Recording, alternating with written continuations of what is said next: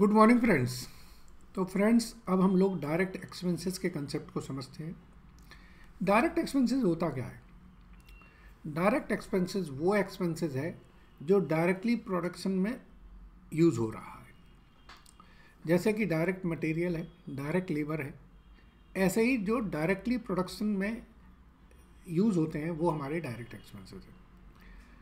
इसके अलावा जो भी एक्सपेंसेस होते हैं वो हमारे इनडायरेक्ट होते हैं। पढ़ते हैं। Expenses other than direct material and direct labour which are incurred to manufacture a product or for provision of service and can be directly traced in an economical feasible manner to a cost object. The following costs are example for direct expenses. Number one, royalty paid, hire charges paid for hiring specific equipment, cost of product service specific design or drawing, cost of product service specific software, other expenses which are directly related with the production of goods or provision of services. Okay, so these are basically the example of direct expenses. अब हम पढ़ते हैं measurement. The direct expenses are measured at invoice or agreed price net of rebate और discount, but include duty and taxes, commission and other directly attributable cost. In case of subcontracting, where goods are not manufactured by job, worker independent of the principal entity are measured at an agreed price.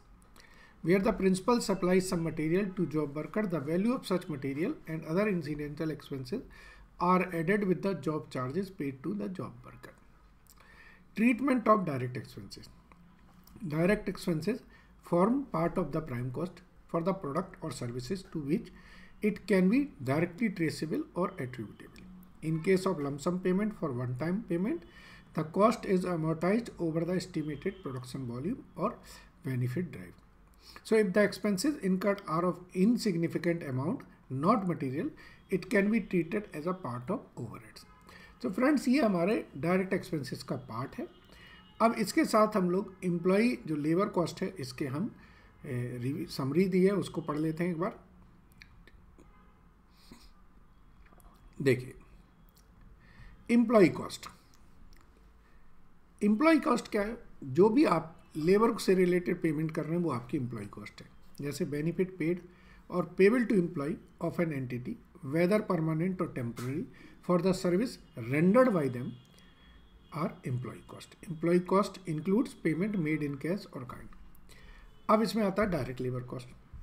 Direct labour कौन सी है?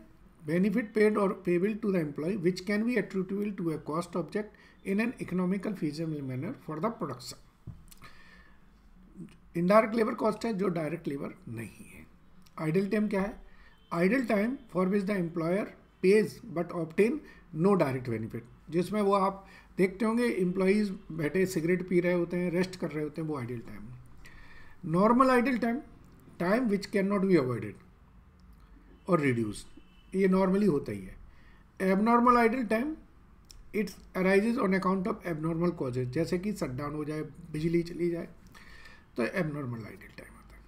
Time keeping, it refers to the recording and keeping of the employees attendance time.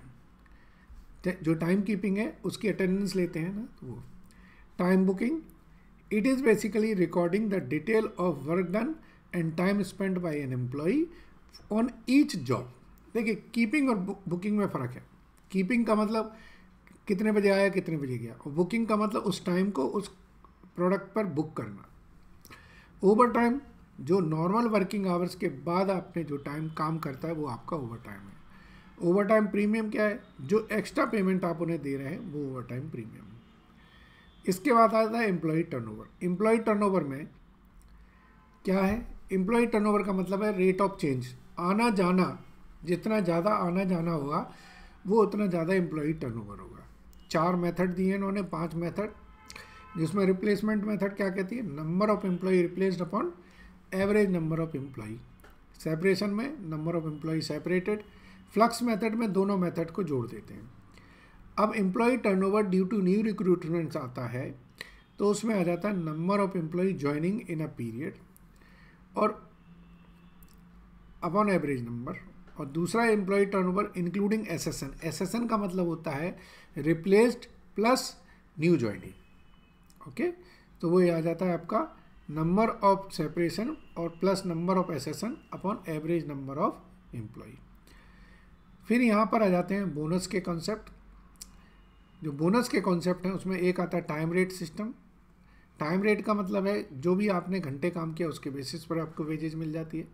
Differential time rate का मतलब है आपकी efficiency के basis पर आता है। पीस रेट का मतलब है सीधा आप पीस पे दे दी जाता है। डिफरेंशियल पीस रेट का मतलब है आपको एफिशिएंसी के बेसिस पर पीस पेमेंट दी जाती है। जैसे कि टेलर का डिफरेंशियल पीस रेट सिस्टम है।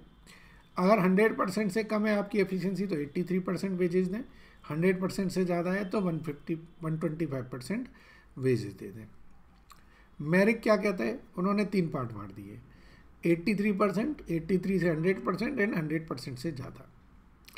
गैंट टास्क एंड बोनस क्या कहते हैं, अगर बिलो स्टैंडर्ड है तो आप जो भी टाइम रेट है वो दे दीजिए, अगर स्टैंडर्ड है तो 20% का बोनस दे दीजिए, और अगर इससे भी ज़्यादा है तो फिर ज़्यादा बोनस दीजिए। एमरसन ने एफिशिएंसी में 3 प्लान डाल दिए। अगर 66% एफिशिएंसी है तो रेट 66 से 100 के बीच में है तो बोनस दे दीजिए, जो वेरी करेगा डिपेंड्स ऑन द एफिशिएंसी, और 100% से है तो फिर बोनस प्लस 20% के अलावा, वेजेज प्लस 20% के अलावा हर इंक्रीज का 1% बोनस दे दीजिए। Halsey plan time taken into time rate plus 50% of the time take, और बोनस रोवन में time saved upon time allowed हो जाता है। बार सिस्टम में आपका ये फॉर्मूला लग के हम लोग इंसेंटिव्स निकालते हैं।